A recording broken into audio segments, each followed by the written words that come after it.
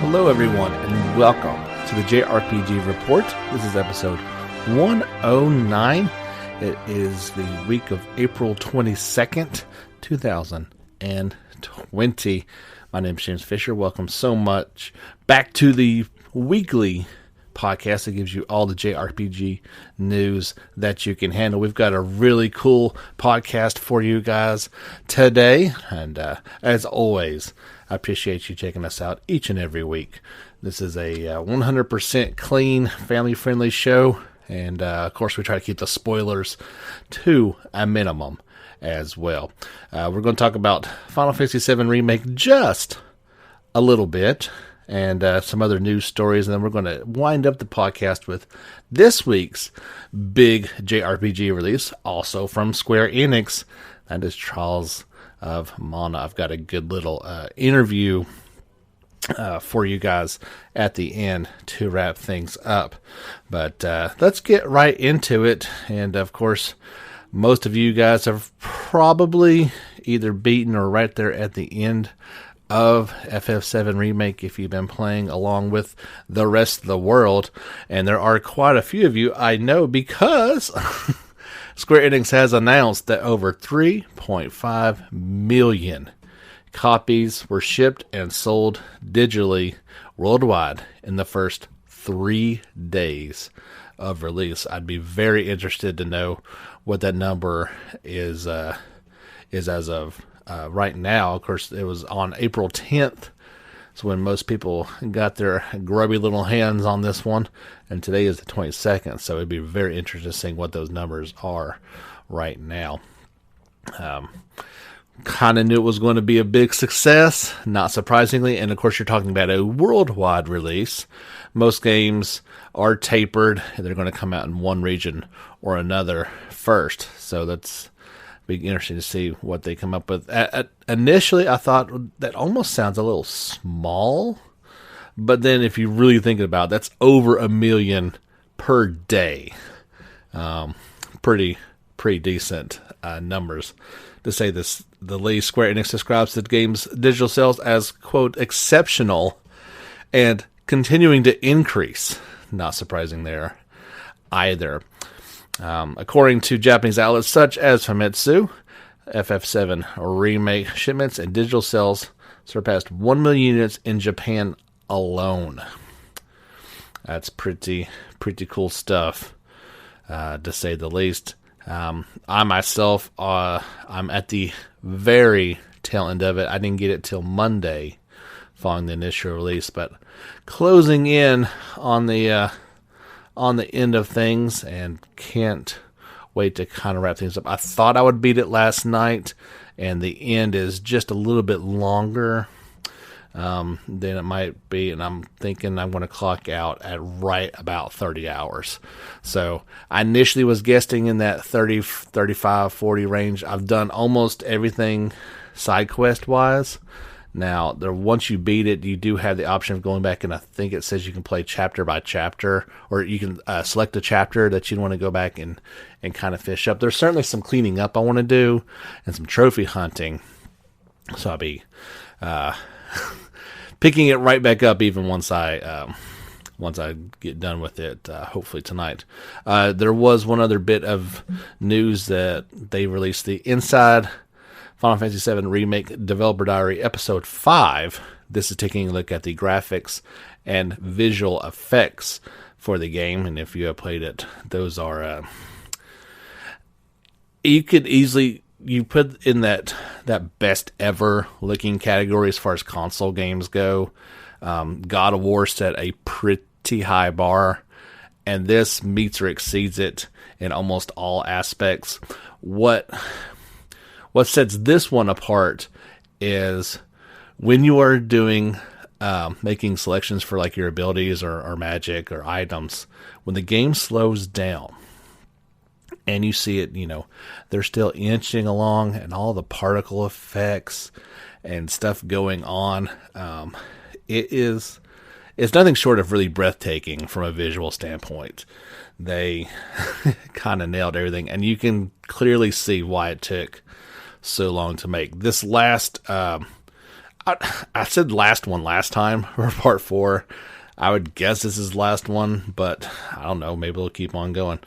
This highlights the visual design of the game and features interviews with producers Yoshinori Katase, director and concept designer Tetsuya Nomura, game design and programming co-director Naoki Hamaguchi, character modeling director Masaki Kazuno, lead animator Hiroyuki Nakazuka, and battle animation director Hiroyuki Yamaji.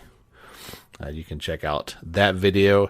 You can check out all the articles, videos, images, all that stuff that I talk about can be accessed either on Facebook, JRPG Report, or on Twitter, same handle over there. Give us a follow and a like, and you can see all that fun stuff each and every week. One final piece to say about Remake. This Sunday, our Sunday special, will feature the return of Dalton, and we will have a fun little conversation. He and I'm speaking in the future as we're going to conduct our interview in a couple days. He's been playing back through the original. I, of course, am about to wrap up the remake, so he's got some questions for me this time. Hopefully I can answer those, and we'll kind of do a little back and forth on some of the key differences. I can't say there's not going to be spoilers. It's kind of hard to talk about this without some spoilers involved, so keep that in mind if you've not played the game yet or don't want anything more ruined for you. But I figured by Sunday most people would have beaten it, and we could talk a little more freely about it. And not only do we have, FF7 Remake, we have Trials of Mana, which is a complete remake. We're going to be talking about some other games that we feel like could get this teammate and stand to benefit from it. And we may even talk about a few that maybe are kind of those sacred ones that let's just not kind of go there. I think Mana is a perfect example of when they tried to update Secret of Mana, you kind of saw what could go wrong with trying to do this. However, just from playing the demo, I can tell you what they got right with trying to do Trials of Mana.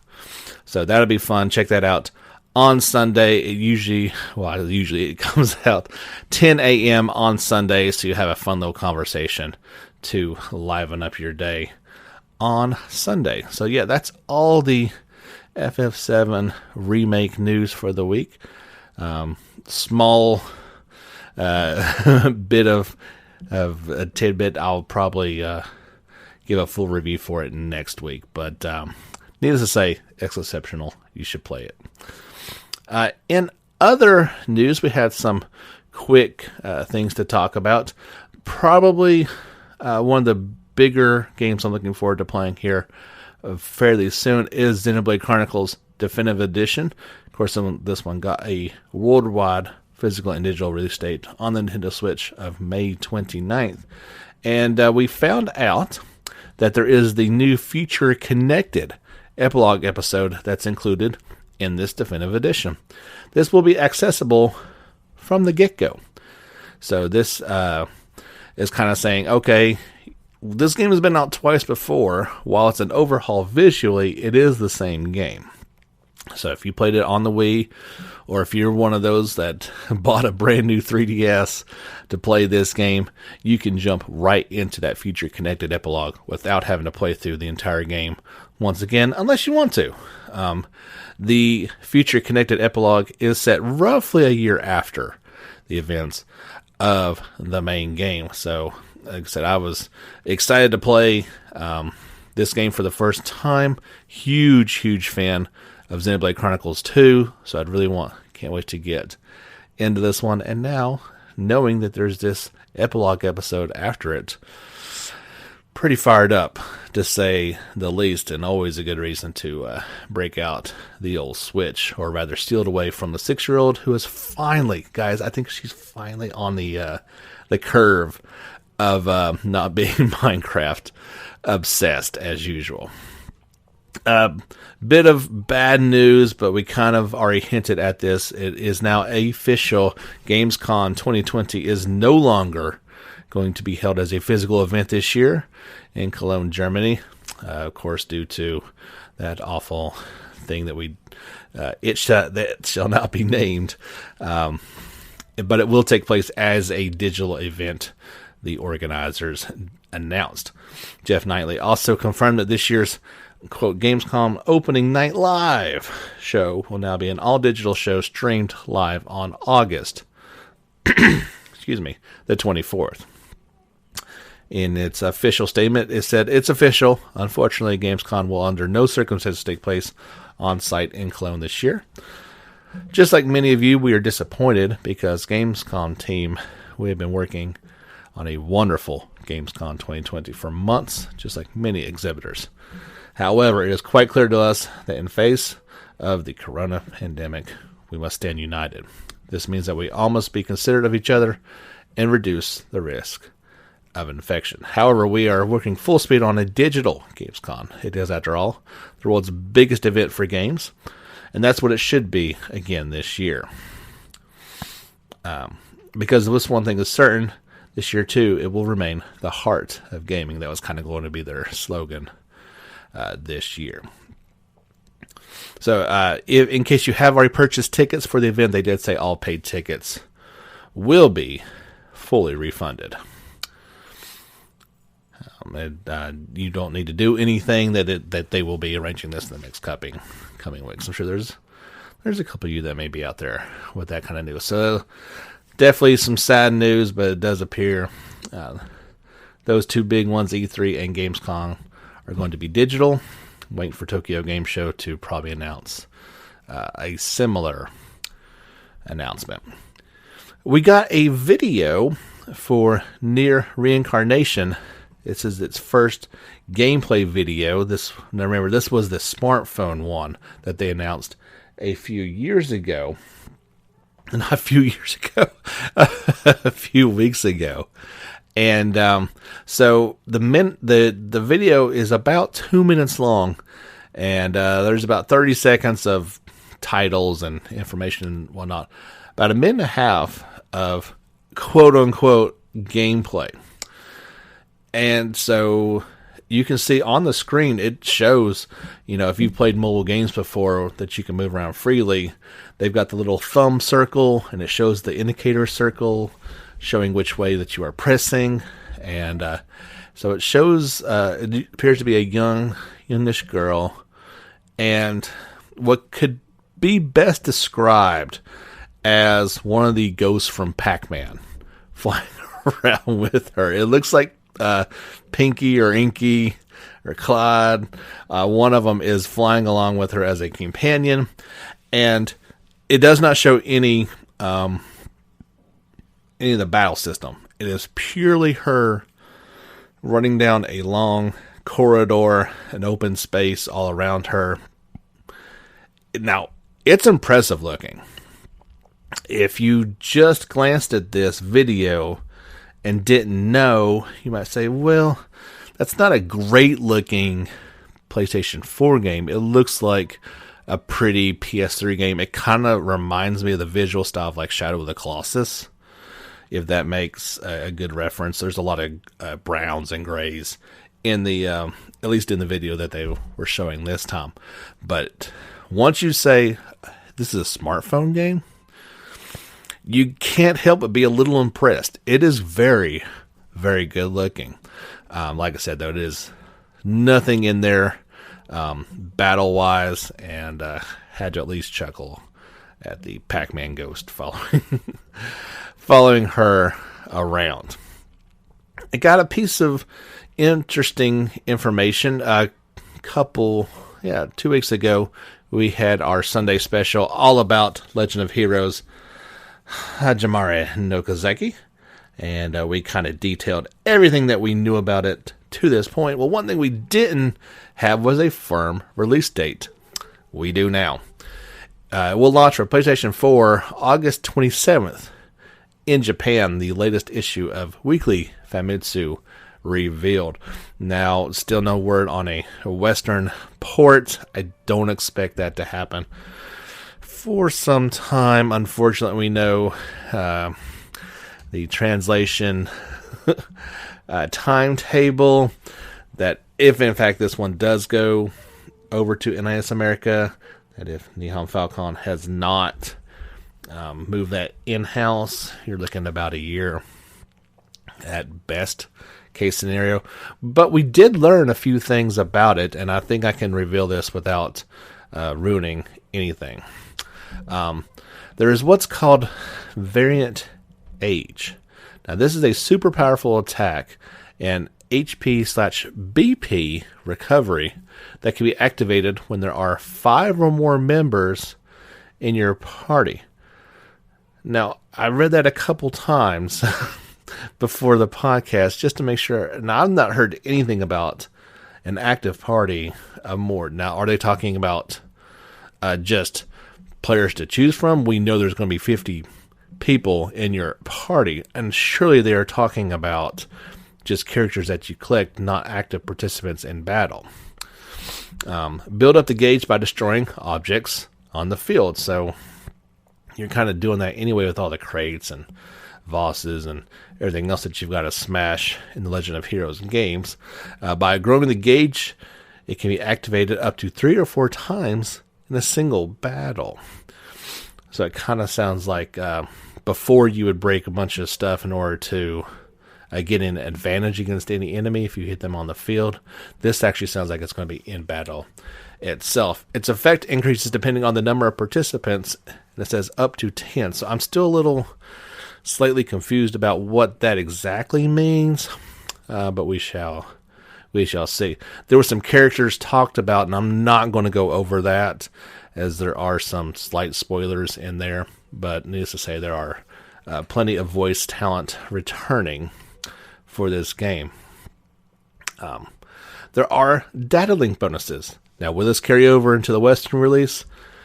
It kind of depends. So, these are only for the PlayStation 4 versions of these games, and the first 2 that list are the crossbow games, Zero no Kiseki and Ao no Kiseki.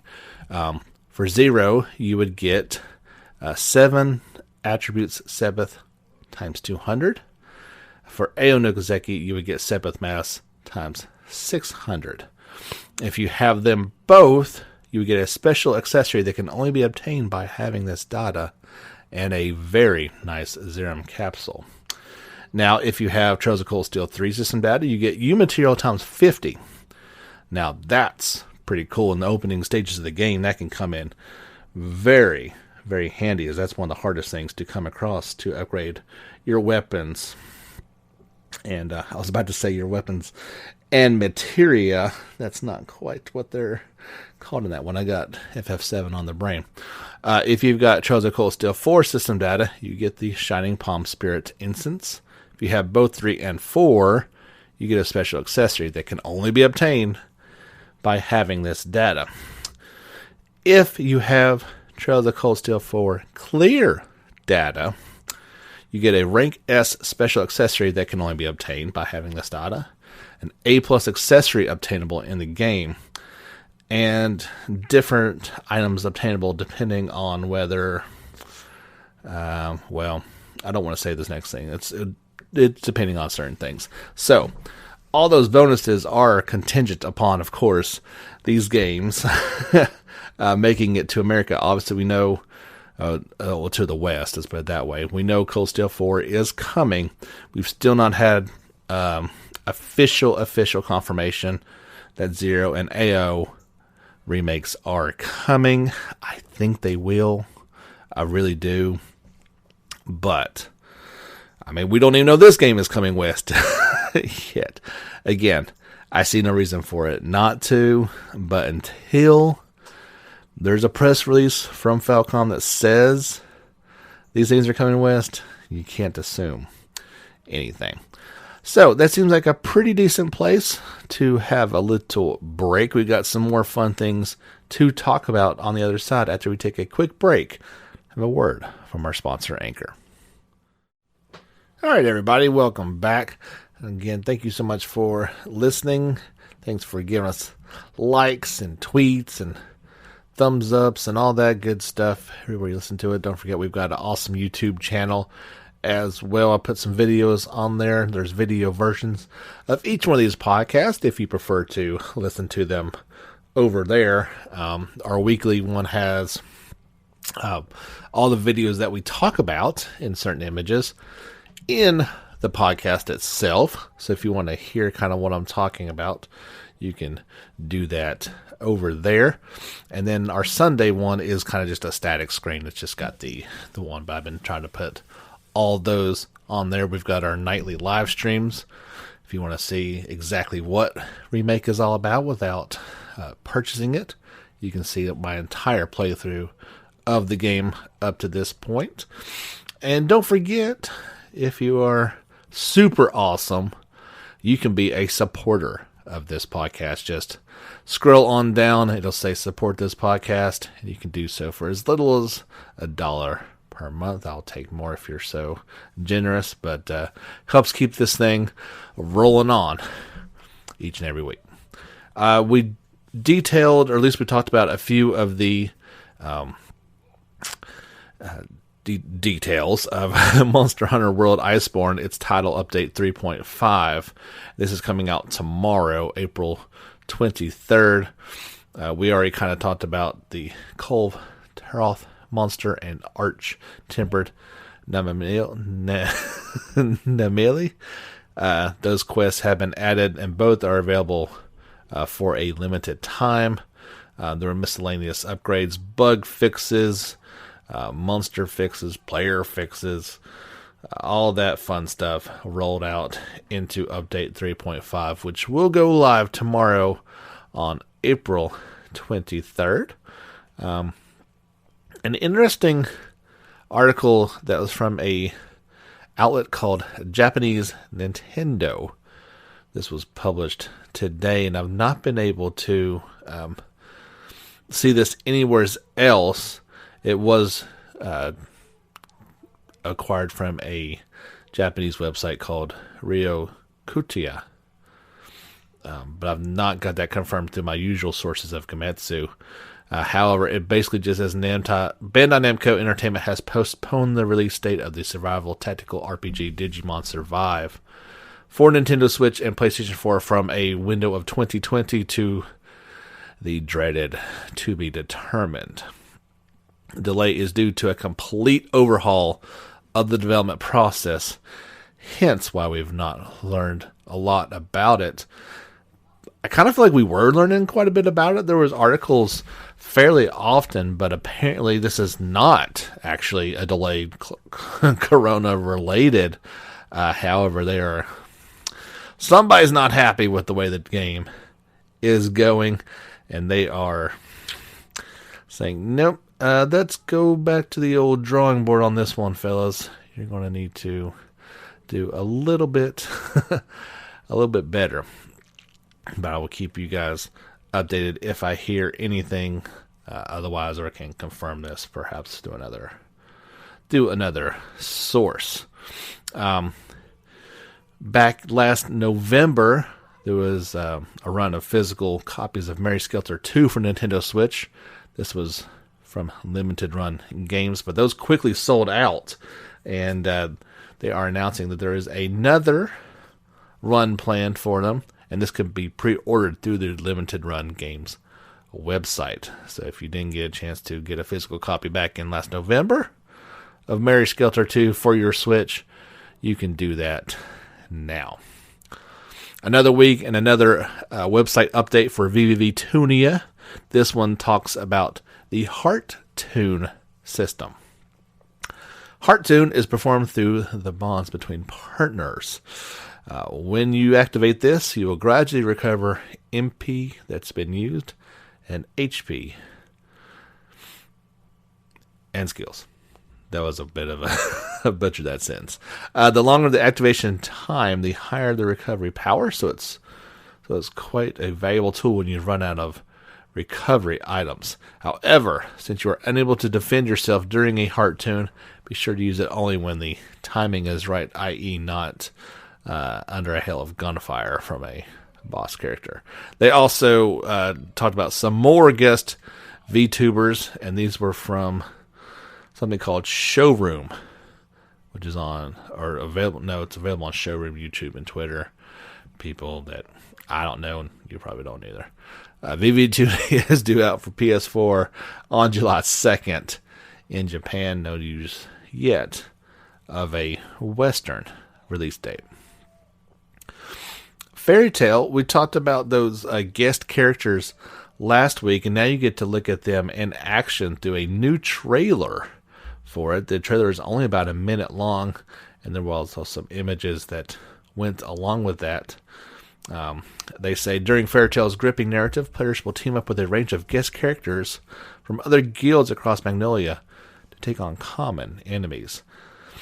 These fan-favorite characters are ready to team up and support your party in battle. They include the Arc of Time user, Ultir Molkovich, from the Crime Sonori Guild, the Ice Make Wizard, Lion Vastia, from the Lamia Scale Guild, the Burning Hair Wizard, just got the worst image and smell in my mind of burning hair. Her name is Flare Conora from the Raventail Guild, and Minerva Orland, the Sabertooth Guild's finest lady. And while guest characters are not playable, they will instead join your party and automatically perform a range of powerful magic abilities, including those featured in the anime and manga. They also talked about the Guild Hall, and the Guild Hall's famed hall becomes a key meeting point for party members to prepare for upcoming quests. Inside the guild, items are available for sale and trade, including consumable items, lacrima, and a variety of materials at the item shop. There's even a selection of drinks at the bar that provide different status effects to party members. By saving up gold and purchasing upgrades for the guild, an increased inventory of items and drinks are available for purchase. The appearance of the guild itself can become increasingly more extravagant. Fairy Tail is due out for PS4, Switch, and PC via Steam on June 25th in Europe and Japan. The next day, June 26th, in North America. We got news of a new playable character in the upcoming game Sea of Stars. We've talked a little bit about it over the past couple weeks. And this new guy is named Garl, the warrior cook. You always need somebody to cook, right? Why not be a warrior? So think Carl, except with a G. Garl. I guess that's how you would say it. Of course, the turn-based RPG Sea of Stars is set in the world of The Messenger. It's currently in its final hours of funding on Kickstarter. As of this press time, this was back on the 17th. So they had achieved, I believe this is in Canadian dollars, CA, $1.4 million. Their initial goal was only $133,000. So they reached every stretch goal it has set so far. These guys should be good to go over at Sabotage Studio to make this game happen. They say to Garl, the call of adventure is an excuse to taste all the flavors life has to offer and to challenge himself in preparing wholesome meals, despite the daily unpredictabilities of being a devoted friend and caretaker of two souled warriors on a mission. Seems like a interesting guy. He says, when trouble comes, he acts as a defensive fighter, wielding his cauldron lid as a makeshift shield. He always tries to protect his friends, who he sincerely believes will become the finest soulless warriors the world has ever known. Outside of combat, he keeps an eye out for unique ingredients to use the campfire, always making a point to feed his companions while also boosting their morale using varying perfumes and textures. Very cool looking game. Sea of Stars, a retro inspired turn-based RPG, now with 3 characters in it, and they've got the image for it, and I kind of would have to believe that this image is going to grow as we learn more and more about the playable characters in Sea of Stars, as we've got a while. It's not coming out to Steam until 2022. Hopefully, we'll see a console release at that time as well. There was an interesting article, and this is from Famitsu, that they introduced or interviewed Square Enix producer Tomoyo Asano on Bravely Default 2. Here are some of the highlights. It's not the entire interview. So, Famitsu asked, many fans were probably surprised at the announcement of the title last year and demo in late March. Firstly, it's surprising the game is titled Bravely Default 2 rather than Bravely 3rd. How did development begin? So, Osno, the producer, says, before I talk about the game, I would like to apologize regarding Bravely 2nd. Despite a lot of expectations for Bravely 2nd, I feel that there were parts that did not meet the expectations of fans. Our reflection on the shortcomings have become a strong-rooted aspect of all the games our team are working on. And so, when I shared this on the Facebook group, it definitely, I believe, surprised a few people, as in particular our friend of the show, Jordan. He loved both Bravely Default games and was perplexed by this, as at least in his opinion, there was nothing to apologize for at all, and thought that the second was actually a better game. So I thought that was interesting. Famitsu says, as they talk about one of the games the team is working on, he says one of those was Octopath Traveler. I see. He says, Osno says, right. Keeping the reflections in mind, we proceeded with the development of Octopath Traveler. To be quite honest, I felt it would be difficult to continue the Bravely series in the future. Despite that, the smartphone game team said, we want to make a new game in this series. He asks, you mean Bravely Default Fairies Effect? Osno says, right. That is something that we're very thankful for. But the extremely strong start Fairies Effect had became a strong tailwind in our favor. I felt that it was now I'd be able to plan a new Bravely series entry, and that's how the project started.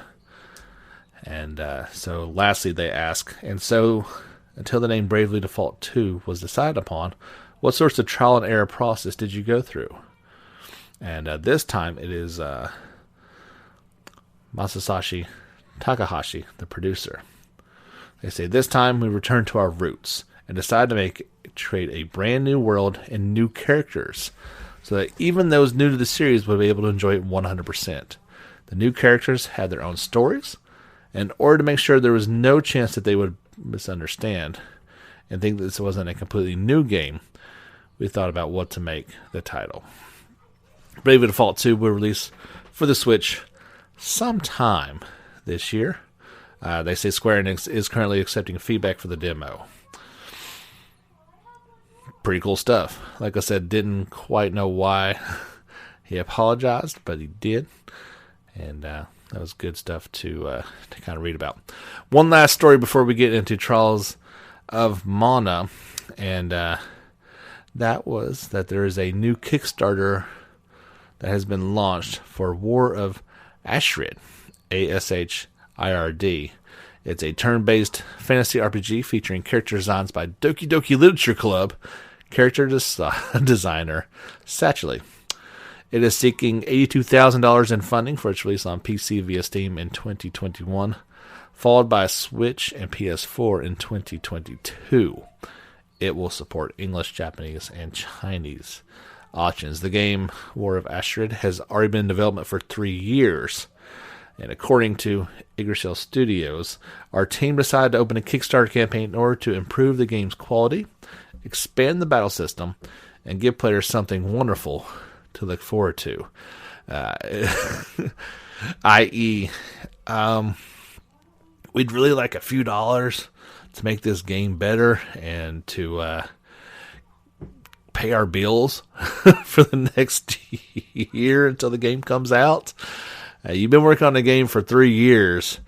It's time to get the thing out. I mean, it's well, the game looks pretty cool. It's a unique hybrid of grid-based and turn-based combat.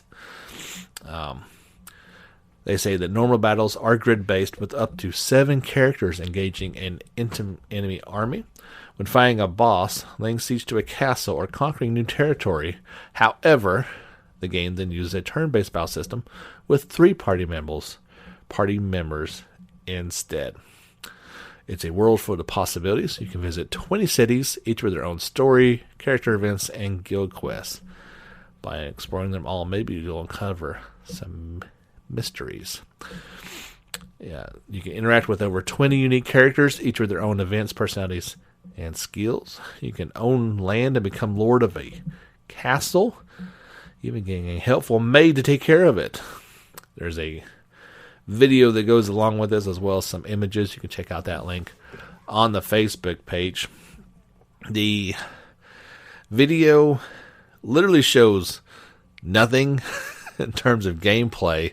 There's a lot of fire going on in it with titles, and somebody had some fun with the editing on that one.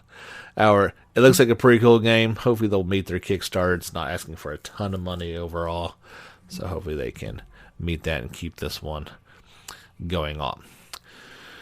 Trials of Mana, the latest remake from Square Enix, and I'm been looking forward to this one. Like I said in previous podcasts, played the demo, was thoroughly impressed with it, really liked the story and the characters and the obviously the battle system. On day 1, when the game comes out on April 24th, there will be the detailed version, or they're detailing version 1.01 update, and it basically adds the dash method option. So you can either press the dash button to enter dash state for normal mode. To return, press the button again. You can do a continuous. Press the dash button to enter dash state. Return to normal speed is only possible by pressing the button again. Or automatic mode, which basically means you enter dash state after 1 second of movement. And they're also, of course, having minor bug fixes. They do note the PC version does not include this update in the base product. It will still need to download and apply the update after the base product has been installed. That's interesting. The last thing I want to share with you guys, and this should get you primed and ready to go if you're looking forward to Trials of Mana, a recent interview with the game's producer, Shinichi Tatsuke. This was with Gametsu, as well as Mana's series producer, Matsuru Oyamada, who is also the producer on Collection of Mana, The Secret of Mana Remake, and a number of recent Mana releases regarding the game. They discuss some of the changes in the remake. Of course, they do clarify Trials of Mana is a remake of Shingeki Densetsu 3, which first launched on the SNES back in 1995 in Japan, and we never saw the game until last year's Collection of Mana for the Switch, localized in June of 2019. They've also talked about the removal of cooperative play, how long the game takes to clear, and more. First question, has the remake seen any changes to the game more adaptable to those who haven't played the original or the Mana series in general? Was it difficult to find a balance between faithful recreation and a new modern experience? And Tatsuku answers, yes, we've made various adjustments. For example, in the initial character selection, we've added detailed explanations of each character's background and their unique quality. Additionally, only the main character's prologue story could be experienced in the original game, but now you'll be able to experience your 2 companions' prologues as well, and dive even deeper into the game's world. I kind of talked about that in the demo. When you meet, you only get the one other character in the demo. When you meet them, you do have the option of going back and experiencing that player's origin, quote unquote, origin story as well. And I assume when you meet your third party character, you can do that as well. So because it looks like all 6 characters have a different story. They all meet up or come to converge in the one town and leading towards that holy city. The name escapes me at the moment. So basically you could go back and play each one of their stories and not have to play the game 6 times to get all 6 origin stories. Pretty cool. He continues, it was difficult to find that balance. There are many elements that felt perfectly natural in the original game, but felt that they could be improved upon once they were in 3D. Particularly, we found that the action elements, which were originally created using the most advanced technology available at the time, needed to be adjusted to fit a modern 3D game. As such, we incorporated additional action elements like evasion, aerial attacks, and combo attacks to match the upgraded graphics and gameplay. Meanwhile, we made no changes to the original game's core elements like the story and characters, instead focusing on refining the visuals to fit in with modern times. The next questions: what challenges did you face in doing a simultaneous worldwide release, and why was that important? He answers, 8 different languages were supported in this game, so developing them simultaneously was a challenge. However, we really wanted all the regions to be able to experience this at the same time, so we worked hard and got everything done in time. And here's probably the biggest question I would have. What went into the decision of removing co-op for the remake, and is there a chance that it will be added via an update in the future? Tatsuki answers, the original game, with its top-down perspective, included an offline multiplayer mode. This time, we used an adjustable third-person perspective to enhance the feeling of being immersed in the world, so we didn't include that option. We also considered online multiplayer mode, but in order to do that, we would have had to incorporate additional elements specifically to make it enjoyable for online as well. That would have required to split our time in creating a game that was enjoyable both offline and online. Instead, we thought that we would be able to create something better by focusing it on a single player game only. And that's how the decision came to be. We are not planning to have a multiplayer added through a future update either. And that kind of puts that one to rest. And I understand it. These games take a long time to make in single player mode, and adding multiplayer does add a bit to it. It seems like it wouldn't be that difficult to add an online element to it, but they're not doing it, so stop asking. And the next question asks, are the Mana games part of a shared universe? And this time, Oyamada answers, there are certain titles that are part of a shared world, but the world differs per series. We do have core aspects of the Mana universe in common, such as the Mana Tree, Mana Sword, and Elementals. I hope that players will discover points that in the titles have in common and let their imaginations roam. How long do you estimate it will take users to complete the game in terms of experiencing each character's story? Why do you think the character system is unique? And first, Tatsuki says it takes about 25 to 30 hours. Then Oyamada answers, the story system in Trials of Mana is unique in how it changes out how the story plays, depending on which 3 among the 6 main characters you select. Playing with different characters allow you to enjoy different facets of the story. And Tatsuki continues, additionally, in Trials of Mana, you can choose twice whether you want to move toward... Okay, you can choose twice whether you want to move forward in the light or dark class. And this changes your character's abilities. Additionally, with the inclusion of the ability system in this title, there are now more differences between classes. Plus, Class 4, which didn't exist in the original game at all, will now be introduced after the game is completed. I hope you'll experience these by actually playing the game for yourselves. Are there any plans for post-release DLC. And they say currently there are no plans for downloadable content. Are there any plans to port Collection of Mana to PlayStation 4 and PC? Or to port Secret of Mana Remake released for PS4, Vita, and PC to Switch? And while we're at it, what about Adventures of Mana on consoles and PCs? And Orimata answers, there are many areas which I can't go into because I can't go into details here, but Collection of Mana is something that was made possible with Nintendo's help. So I think it would be difficult to release on other platforms. I would like to consider the Secret of Mana and Adventures of Mana releases if there's demand for them and the timing is right.